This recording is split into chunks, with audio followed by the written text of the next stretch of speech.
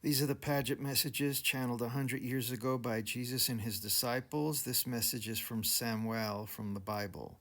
This is part 3 of Life After Death. Previous message continued on the continuity of life. I am here, Samuel.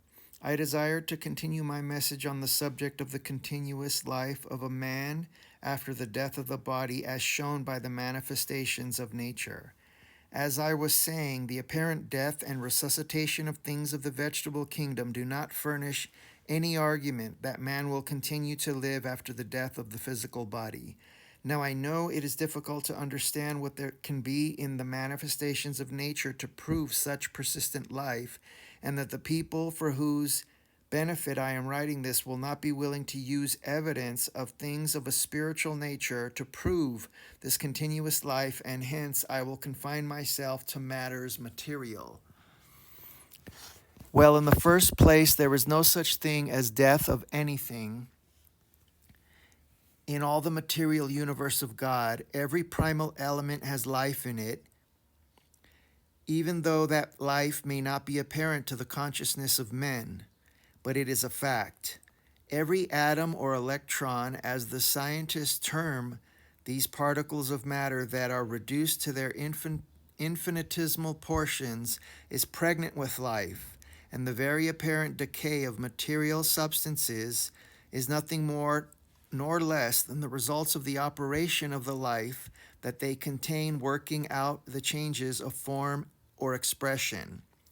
If the scientists will investigate and analyze the constituents of particles of all matter, notwithstanding that they appear to be devoid of the life principle, he will find that life in some of its expressions is contained in these particles, and that there is nothing in the material things of nature that is completely inert.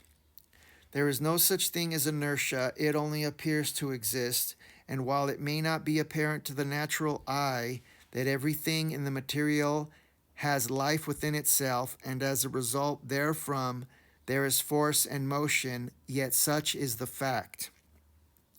This life principle permeates everything, applies to and forms a part of everything that has the appearance of natural existence. The grain of sand on the seashore or the dust of the decayed tree has within it life.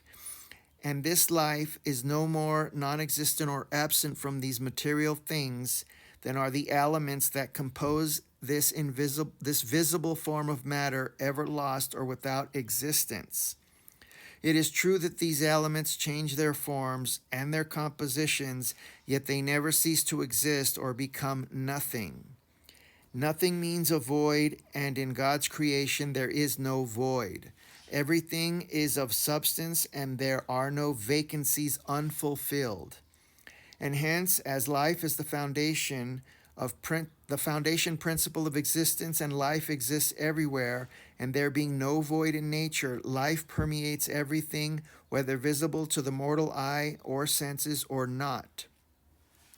When that which is material decays or disintegrates, it does not do so as the result of the absence of life, but as the result of the operation of this principle of life upon the material in such a way as to cause the separation of its elements, and their change into new forms and appearances.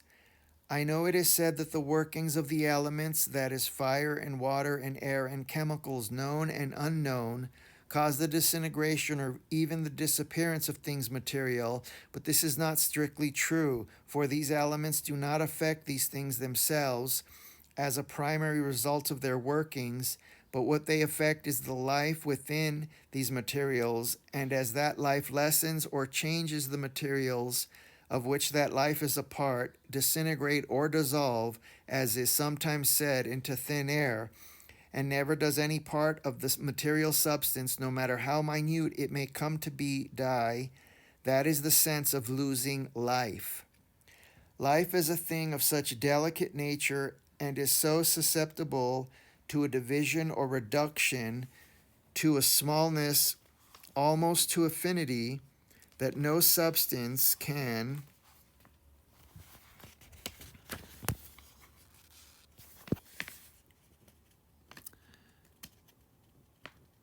oh my God.